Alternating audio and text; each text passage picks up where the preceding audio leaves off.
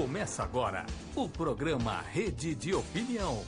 A apresentação, professor Alexandre Uerrara.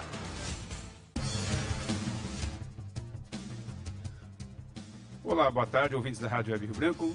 Bem-vindos a mais um programa Rede de Opinião. Eu sou Alexandre Uerrara e hoje vamos conversar sobre a corrupção no Brasil, ou melhor, o combate à corrupção no Brasil. E aí, obviamente, sobre a Lava Jato também, que é a operação aí que tem sido manchete já há bastante tempo. Antes de começarmos a conversar com os nossos convidados de hoje, queremos lembrar a você, ouvinte, que pode acompanhar os nossos programas pelo aplicativo iRádios para smartphones e também acessar o programa por meio das nossas páginas na internet. Temos aí a nossa página do Profissão Foca e também da Rádio Web Rio Branco no Facebook. Aliás, no Facebook você que está nos ouvindo, pode nos ver também. Estamos lá com a imagem, transmitindo ao vivo o programa para vocês. O endereço da Web Rádio é webradioriobranco.com. Bem, para falar sobre esse tema de hoje, da corrupção, combate à corrupção, a Lava Jato, temos aqui em nossos estúdios a doutora Tânia Fernanda Prado Pereira. Doutora Tânia Fernanda, boa tarde. Boa tarde, muito obrigada pelo convite. Eu que agradeço a sua presença conosco aqui. A doutora Tânia, graduada em Direito pela Universidade de São Paulo, mestre em Segurança Pública pela Universidade Jean Moulin Lyon, terceiro na França, diretora regional da Associação Nacional dos Delegados de Polícia Federal e presidente do Sindicato de Delegados da Polícia Federal do Estado de São Paulo. Também em nossos estúdios temos hoje o professor Luiz Antônio Gabriel. Professor Luiz, mais uma vez, muito obrigado pela sua participação conosco. É um prazer, O'Hara. O professor Luiz, graduado em História pela PUC de São Paulo, mestre em História Social pela PUC, doutor em Ciências Sociais também pela mesma instituição e professor aqui das Faculdades Integradas Rio Branco. Bem, como estava falando, nós vamos conversar hoje aqui sobre essa situação que o Brasil vive, né, de várias manchetes falando sobre a corrupção. E, para começar aqui a nossa conversa, eu queria reproduzir uma declaração do ministro Luiz Barroso, que está no Jornal do Estado de São Paulo de ontem, né?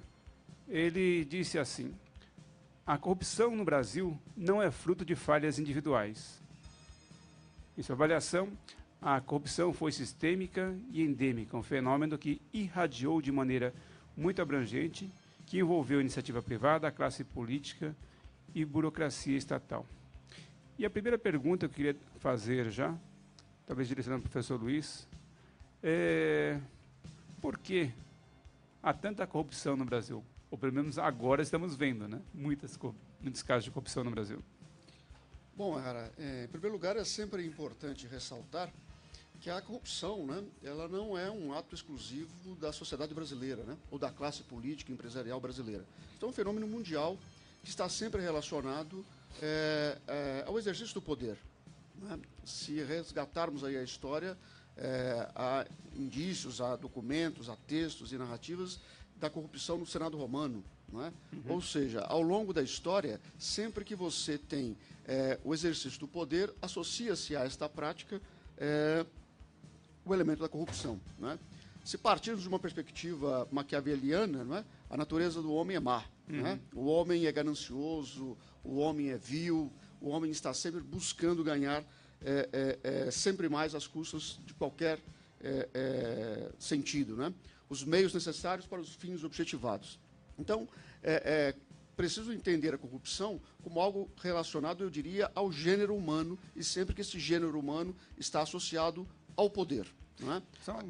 De certa forma, isso é bastante importante, porque pela atual situação que nós vivemos já há alguns anos aí de combate à corrupção e investigações, talvez até a moral do brasileiro, né, tenha ficado um pouco para baixo em função, mas é verdade isso, que não é um caso específico do Brasil. O que nós temos no Brasil, pelo menos nessa fase atual, das delações, do processo atual de combate à corrupção, é que nós vivemos agora, na nossa experiência, falando do Brasil especificamente, um período de maior democracia.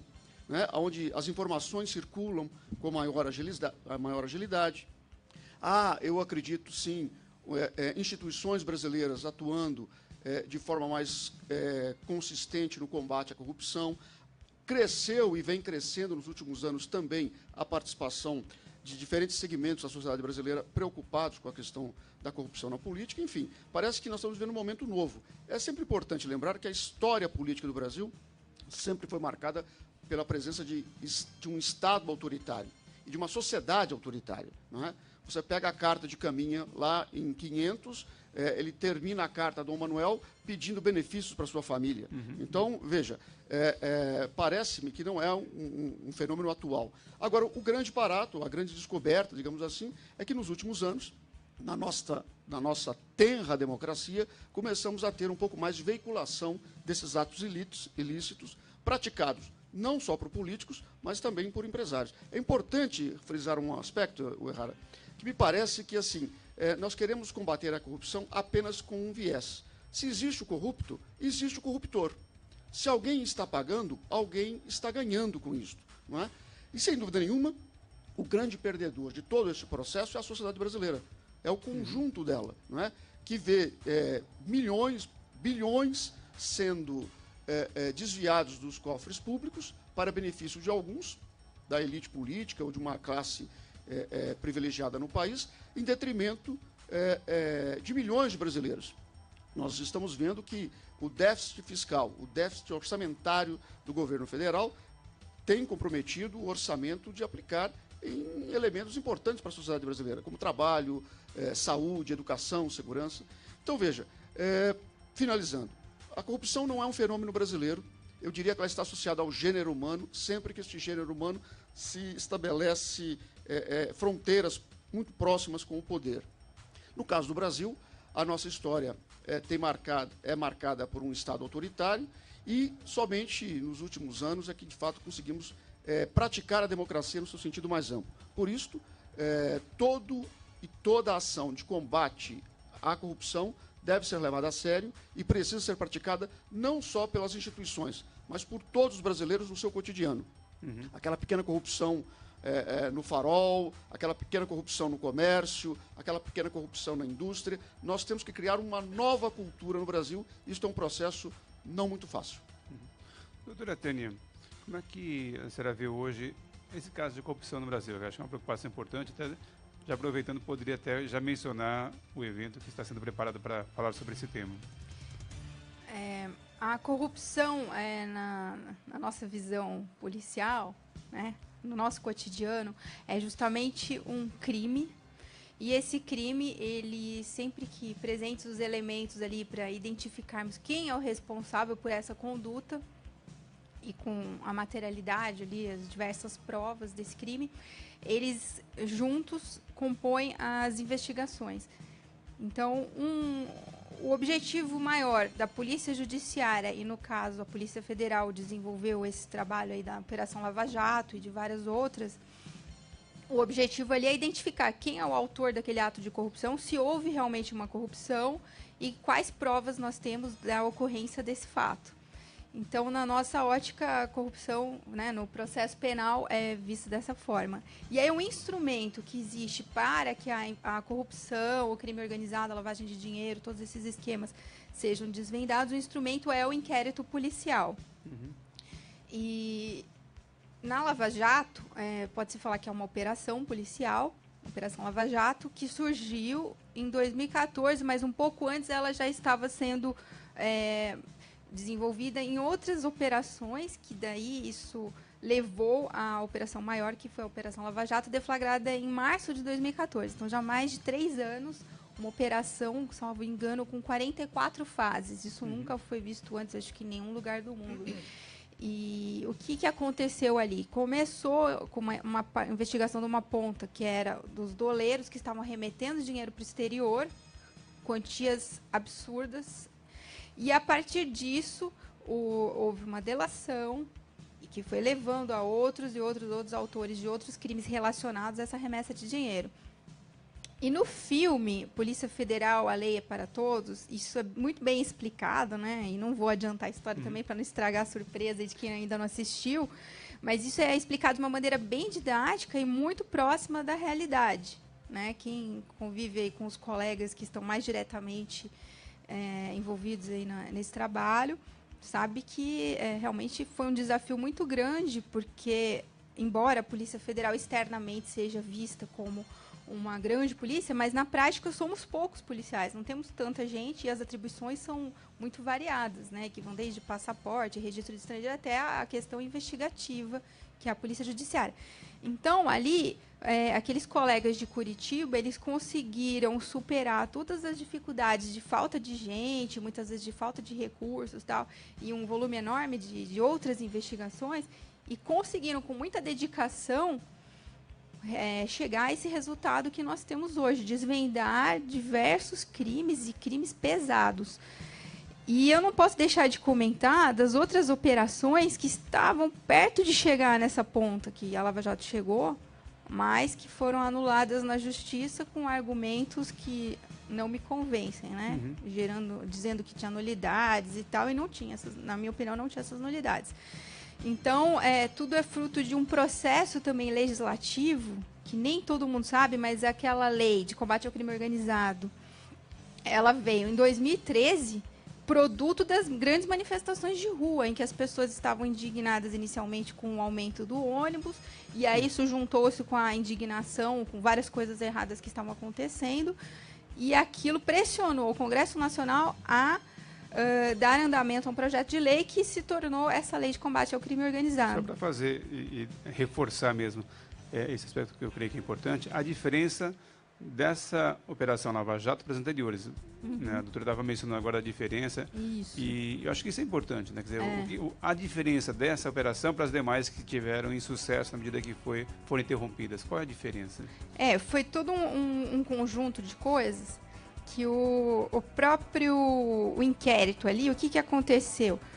O Youssef, que era um dos doleiros, depois de um tempo que ele se encontrava preso, a investigação continuou e tal, e num dado momento ele decidiu fazer a colaboração premiada, que até então nós não tínhamos uma previsão com benefícios de diminuição de pena, não tínhamos uma regulamentação tão boa como a dessa lei que veio em 2013. Então, antes, o que acontecia? O sujeito ali pesava ali e falava, vale a pena ou não delatar os outros comparsas, as outras pessoas envolvidas? Ele chegava à conclusão de que não valia a pena, porque ele poderia ser morto e ainda por cima não ia ter uma dedução da pena, né, da condenação dele. Então, com esse instrumento, os criminosos começaram a ver que compensava abrir o silêncio, a chamada omertá, né, que eles falam, o silêncio, abrir esse silêncio e revelar. Porque a corrupção ele é um crime que acontece de maneira escondida, discreta. Não é como uma boca de fumo de drogas aí que você passa na frente e já percebe. Então, como é feito de maneira discreta, a melhor forma de identificar quem são os responsáveis é através de alguém que também esteja atuando lá dentro da organização criminosa.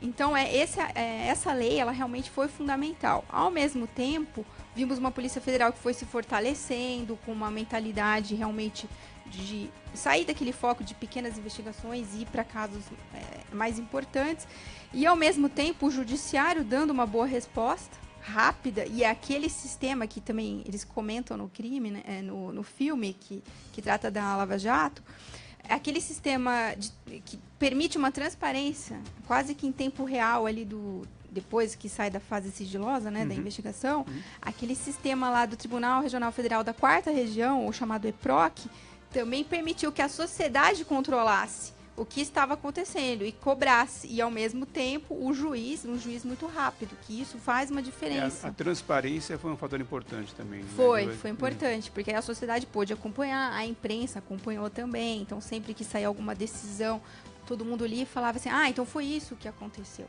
E infelizmente antes de termos uma operação como essa, as decisões ficavam protegidas por sigilo, para preservar o investigado e tal.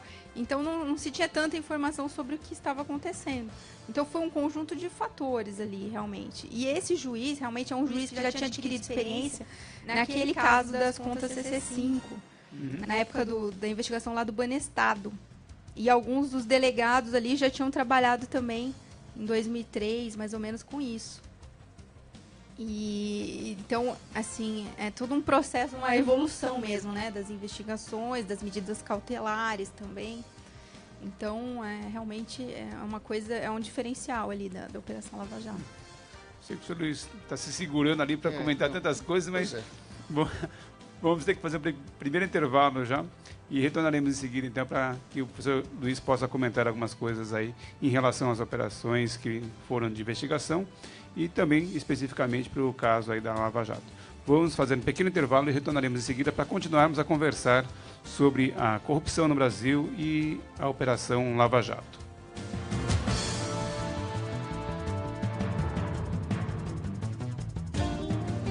Faculdade Rio Branco. Tradição e qualidade de ensino.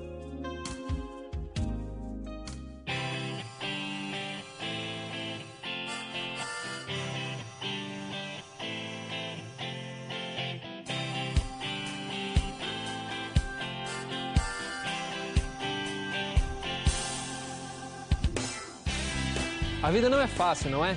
É por isso que a faculdade tem que ser difícil mesmo. E assim são as Faculdades Integradas Rio Branco.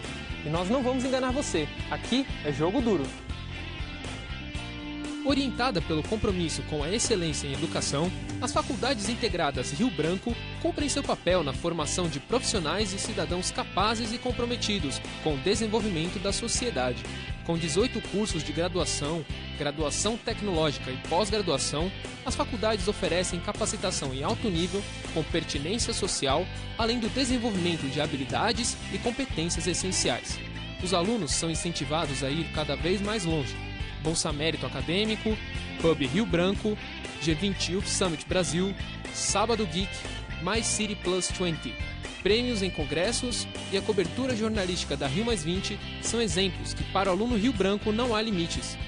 A constante atualização dos seus currículos e modernos métodos pedagógicos preparam os futuros profissionais para os desafios de um mercado competitivo e globalizado. O corpo docente, formado por 85% de mestres e doutores, é um dos diferenciais das faculdades e a garantia da sua qualidade de ensino.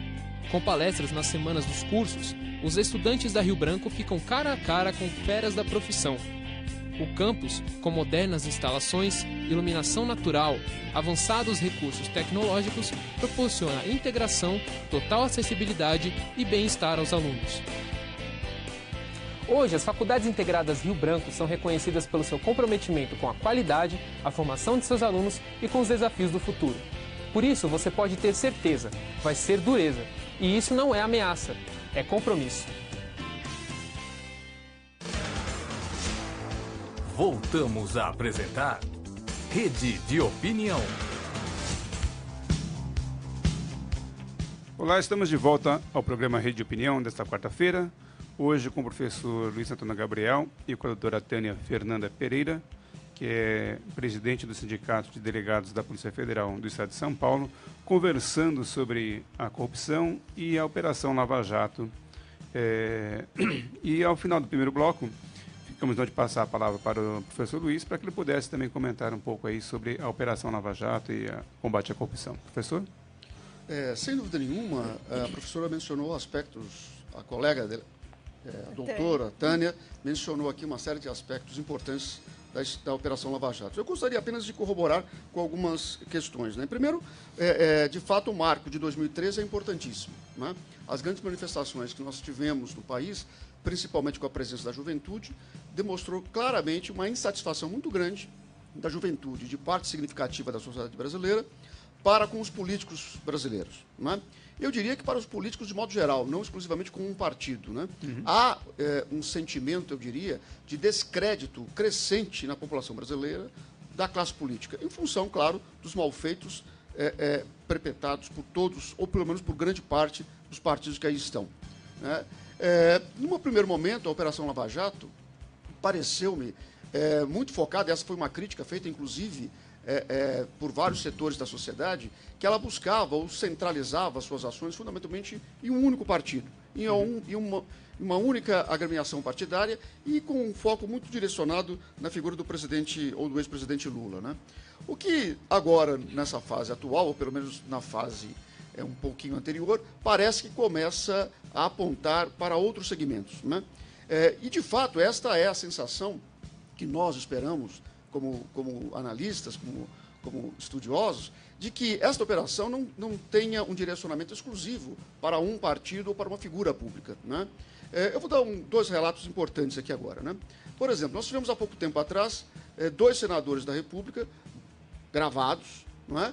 Com, ao meu juízo, frases muito duras, muito difíceis, não é?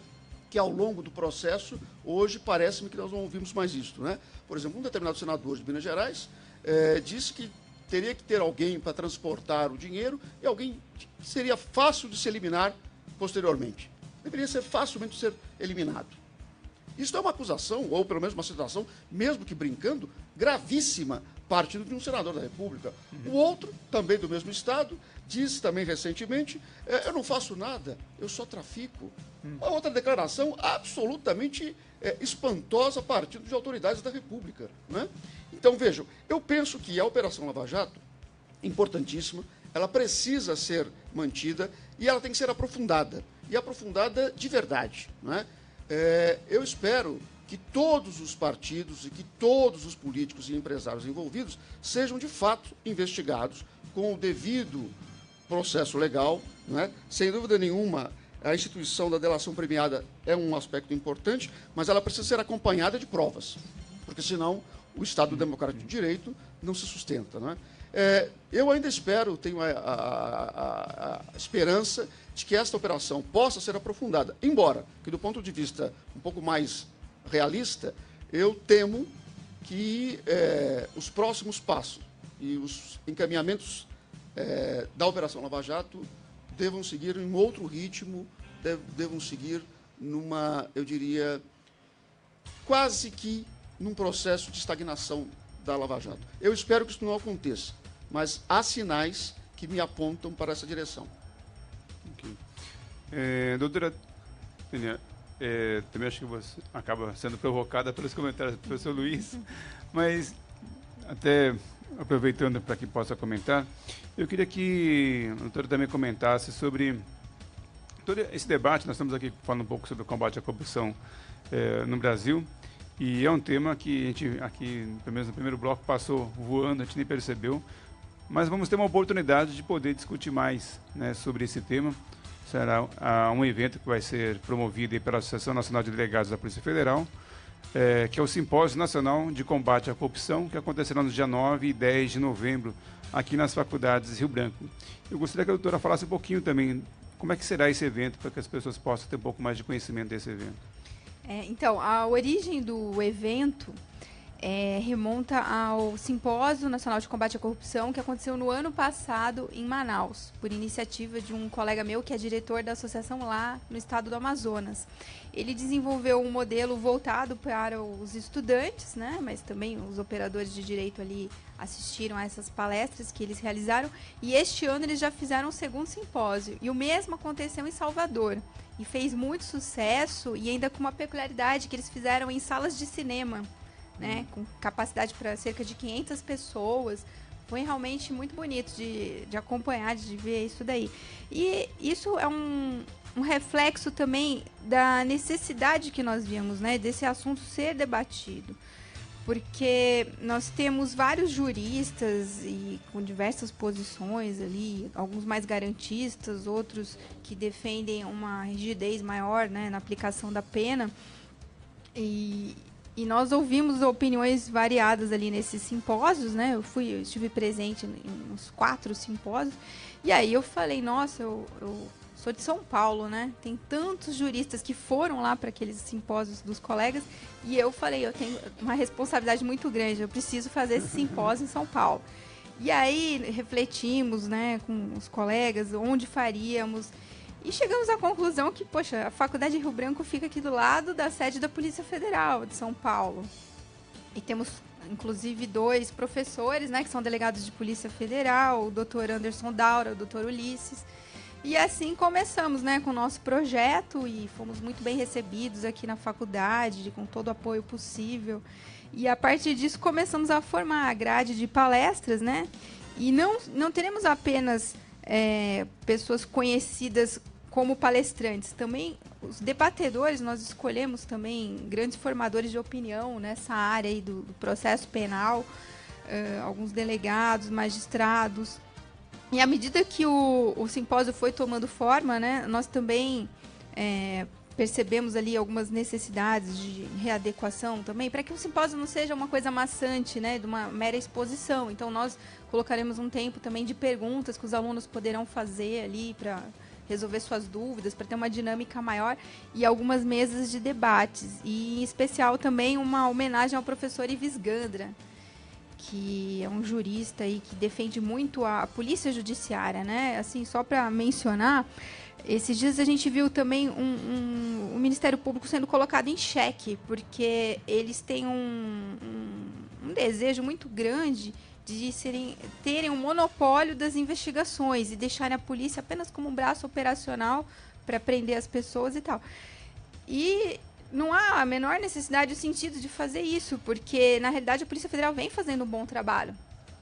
Só que, num dado momento, ali começou o próprio Ministério Público a diretamente fazer investigações, fazendo as delações premiadas sem a Polícia Federal. E aí, o resultado disso, nós vimos o que aconteceu, né? Houve um problema muito grande, aí, supostamente, de pessoas de dentro do MP que... Doutor, até aproveitando, e aí um gancho com o comentário do professor Luiz, que é assim, uma percepção, às vezes pode ser equivocado ou não, mas enfim, de uma força contra todo esse processo de investigação. E uma das coisas que a gente também fica com uma preocupação é essas mudanças que se propõem a serem feitas na própria Polícia Federal. Como é que a senhora avalia isso? Então, recentemente, né, veio a notícia de que o nosso diretor, Dr. Leandro Daello, estava se preparando para se aposentar, porque ele já tem tempo, já que ele, né, trabalha bastante tempo na polícia.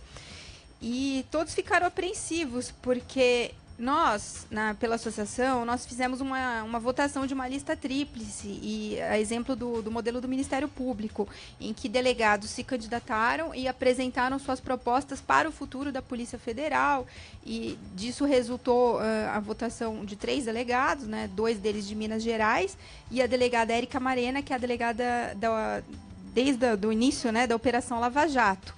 Ou seja, ali ficou claro o desejo dos próprios delegados, se foram 1.338 delegados, o desejo de que, caso, né, num dado momento, o doutor Leandro viesse a sair do seu cargo de diretor, fosse transmitida essa função para a pessoa de confiança da categoria, com um histórico assim, irrepreensível, com muita qualidade de trabalho, que a gente viu aí na própria Lava Jato, mas em outros casos também. Então, a classe manifestou o desejo de que ela ou algum dos outros 2 colegas assumisse essa função de diretor-geral. Essa lista foi entregue ao presidente Temer em fevereiro, né, foi entregue lá, e nós não tivemos nenhum feedback do que é que ele pensou desses nomes, não tivemos nenhuma resposta, isso passou ignorado. E aí, com esse momento recente em que o diretor manifestou sua vontade de se aposentar, começaram, obviamente, pressões de diversos setores, diversos lados, para que qualquer outra pessoa assumisse essa função dele, sem respeitar a lista tríplice. E, claro, tem gente ali qualificada, bons delegados também que se colocaram na posição de possíveis sucessores, segundo saiu na imprensa. Mas o problema é o seguinte, nós estamos num momento muito delicado, um momento em que o combate à corrupção está acontecendo todos os dias. Então, enquanto a gente está aqui, a gente não sabe se algumas equipes já estão se preparando para outras e outras fases. A gente não sabe o que vem por aí ainda, porque a delação é só o start de outras diligências, né? Porque não é só a delação que acontece. Tem as buscas, as prisões e a apuração também das informações que aparecem ali nos computadores, etc., dos investigados. Então, nesse momento delicado, o que fica é assim, qual o critério que deve ser escolhido para selecionar um novo diretor da Polícia Federal? Um critério republicano, com uma lista tríplice, em que as pessoas, de maneira transparente, apresentam suas propostas e são votadas pelos delegados, e aí o presidente escolhe um dos 3, que são excelentes nomes, ou será que é certo continuar a ser como sempre foi na Polícia Federal, que eles escolhem uma pessoa conforme critérios que ninguém sabe quais são, podem ser bons critérios, podem não ser. E eu acho que nós não estamos falando da troca de um chefe de bebedor, de um chefe de materiais, nós estamos falando do chefe da Polícia Federal. E se você me permite, doutora Tânia, nós vimos recentemente, não sei se no Rio de Janeiro ou em Brasília, a Polícia Federal reclamando de falta de recursos, né, para dar continuidade às suas operações. Né? Recentemente, o atual ministro da Justiça, o Torquato Jardim, também tem dado algumas sinalizações, algumas declarações, embora afirmando que a operação continua, que a autonomia da Polícia Federal continua. Na prática, eu tenho lido, tenho acompanhado um pouco isso, não está ocorrendo aquele mesmo, digamos assim, empenho orçamentário para que a Polícia Federal possa exercer todas as suas operações. Por isso me causa alguma preocupação nesse sentido, né? Porque o ministro da Justiça, sendo a Polícia Federal um órgão vinculado ao Ministério da Justiça, deveria dar todo e qualquer apoio e ampliar os recursos para a Polícia Federal continuar operacionalizando no país. Né? Parece-me que, nesse sentido, há um elemento fora de sintonia, né, entre o que acontece de fato na política, o que acontece de fato do ponto de vista da operação policial e o que há de fato do ponto de vista da política institucional. Como é que você vê isso? Nós percebemos assim que até uma das campanhas nossas é pela autonomia da Polícia Federal. Por quê? Porque hoje, né, e há muitos anos é assim, a Polícia Federal depende da boa vontade do governo do momento. Então, isso vai desde a abertura de concursos públicos, e não estamos com abertura de nenhum concurso, embora tenhamos muitas vagas, né, de delegado, mais de 600 vagas de concurso, e eles não abrem. E aí você tem, às vezes, falta de recurso para o passaporte, que isso ficou bem nítido, que por um mês isso foi tratado como uma banalidade, mas, ao meu ver, isso é uma coisa muito grave. Então, isso foi uma ponta de um iceberg. Mas nós já vínhamos falando de um desmonte, de uma falta de recursos ali para diversas áreas. Então, a Polícia Federal sempre lidando com essas adversidades, tentando gerenciar da maneira mais otimizada os recursos. Né? Eu tenho informação, precisaria confirmar, mas que por um mês cada viatura pode colocar R$150 de combustível.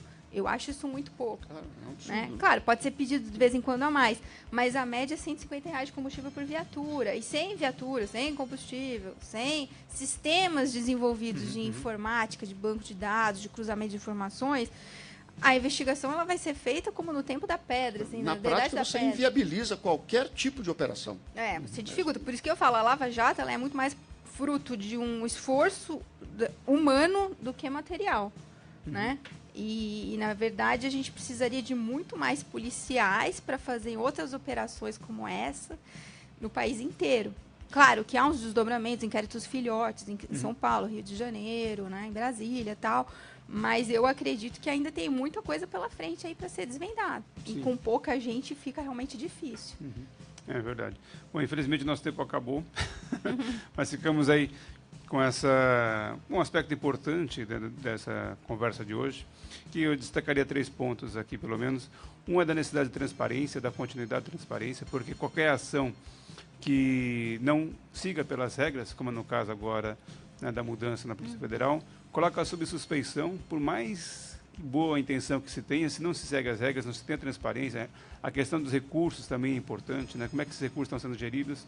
E se não estão claros, isso causa suspeição também para a gente, né? E principalmente no momento como esse, em que se combate a corrupção e temos aí muitas pessoas importantes da classe política e empresarial envolvidas. Então, os volumes de recursos são espantosos. A gente não consegue mais fazer conta de quanto que dinheiro está envolvido nisso. Né? Fica meio banal, né? Uma sala com 51 milhões. Isso é troco, né?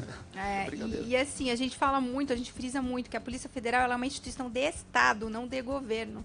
E por isso que não dá para aceitar mais que ela funcione dependendo dessa boa vontade. Sim, é verdade. Não é possível, mas...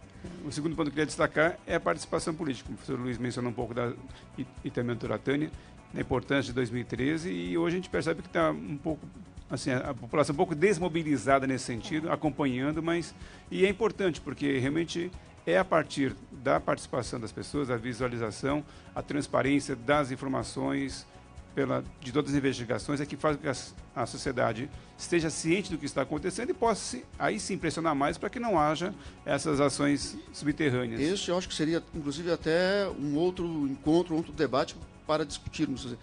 Onde estão as manifestações pelo país? Onde elas estão? Elas, de repente, acabaram, não é? Sim, é verdade.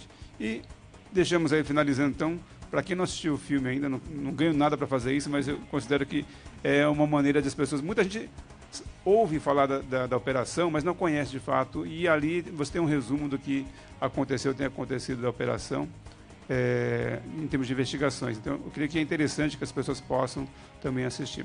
Bom, quero agradecer mais uma vez o professor Luiz pela presença conosco aqui, pela sua participação. Obrigado, professor Luiz. Obrigado, Rara. Sempre um prazer. Doutora Tânia, também muito obrigado pela sua presença, sua participação, seu depoimento aqui conosco. Muito obrigada e nos vemos aí no simpósio nos dias 9 e 10 de novembro, aqui no auditório da Faculdade Rio Branco. Sim, com certeza, porque é um tema super importante. A gente quer realmente um país diferente, temos que combater a corrupção. Não há como pensarmos um país diferente do que nós vivemos hoje sem isso. E, finalmente, queria agradecer aí as pessoas que nos acompanharam pela internet também, o nosso programa de hoje. Temos aí o Paulo Feus, o nosso professor, a Joanita Iavari, a Silvia Rey, Elaine Areias, o Elisa Marconi, que também compartilharam aí os nossos links para outras pessoas. E o nosso programa fica aí na internet. Quem quiser assistir novamente ou indicar para os amigos, por favor, fiquem à vontade. Agradecemos a todos vocês, ouvintes, que acompanham o nosso programa Rede de Opinião semanalmente aqui. Nós nos encontraremos na próxima semana, às 18 horas, aqui na Rádio Web Rio Branco. Muito obrigado e até a próxima. Rádio Web Rio Branco, uma rádio integrada a você.